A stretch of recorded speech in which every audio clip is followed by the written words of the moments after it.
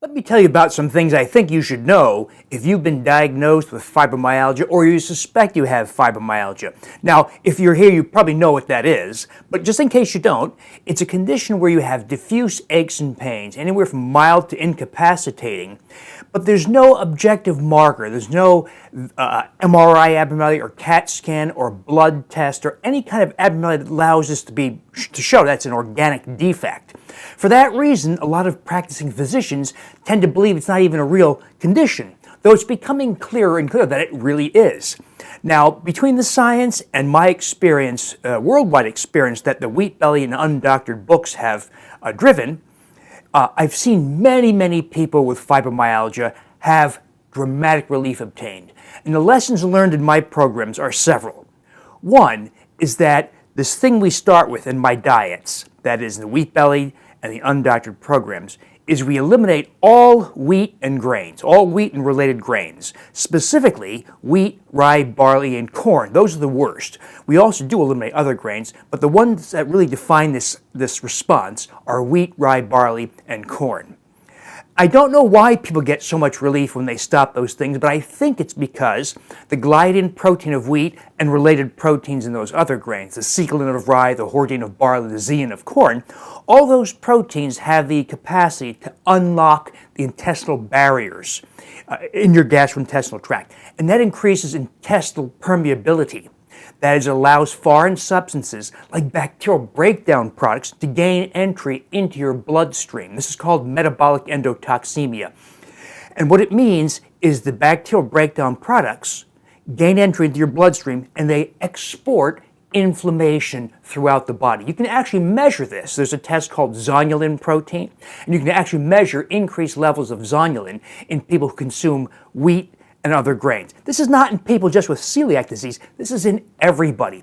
Everybody who consumes wheat and related grains triggers a higher level of the zonulin protein that tells us that there's an increase in intestinal permeability and thereby the export of inflammatory products from bacteria into the bloodstream. And I believe that is part of the reason why people with fibromyalgia have pain, and when they remove all the gliadin protein of wheat and other grains, they have dramatic relief. Adding vitamin D, as we do in my Wheat Belly and Undoctored programs, also seems to add yet another layer of advantage in providing relief. And the way we do vitamin D is we take a dose sufficient in oil-based gel cap to increase the level of the blood test, 25-hydroxy vitamin D, to 60 to 70 nanograms per milliliter. That's the level you'd obtain if you were young and set out in the sun in a bathing suit. I say young because as we get older, we lose the ability to activate vitamin D in the skin. And so it's very important that as you get older, you keep on reevaluating your vitamin D status and then up your dose as necessary to achieve that kind of level. And then lastly, there was a study from UCLA, Cedars-Sinai, by Dr. Mark Pimentel. He's one of the leading thinkers in small intestinal bacterial overgrowth, or SIBO we say. And he published a study actually a few years ago, 2004, in which he compared presumably healthy control people with people with irritable bowel syndrome and people with fibromyalgia. And he assessed all these people with hydrogen gas testing. Humans don't produce much hydrogen gas, but bacteria do, especially when you consume prebiotic fibers. Well, there's a formal test, H2 breath testing, that identifies the presence of bacteria that have ascended up from the colon. Bacteria are meant to stay mostly in the colon, right? But sometimes bacteria proliferate, unhealthy species like E. coli and Campylobacter and Citrobacter and Shigella. They proliferate and then climb up the intestines, up through the ileum, jejunum, duodenum, and stomach. And you can detect that by having somebody drink a sugar like lactulose or consume a prebiotic fiber, and then assessing breath hydrogen gas over the next several hours. And if the level of hydrogen gas goes way up, it suggests you have bacteria way up high in your gastrointestinal tract, because it takes many hours to get to the colon. So if it occurs early, it signals bacteria where they're not supposed to be, in the upper gastrointestinal tract. Well, the people with IBS showed a moderate level. 84% of them proved positive for SIBO. Of the people with fibromyalgia, 100% all of them showed not just hydrogen gas, but extremely high levels of hydrogen gas. And normal controls, a handful, proved abnormal to lesser degrees. In other words, if we take these data at face value, IBS, irritable bowel syndrome, is to a large degree moderately severe SIBO.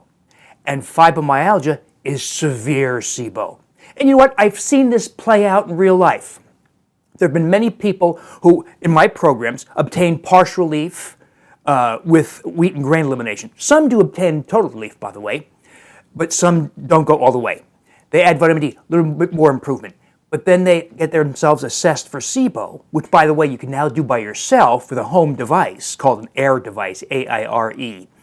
And we test for hydrogen gas, and these people typically prove flagrantly positive. And then we show people how to eradicate SIBO, how to correct it on their own without their doctor, using such things as herbal antibiotics. There are 2 regimens of herbal antibiotics that have proven efficacy, that is, actual clinical evidence of efficacy.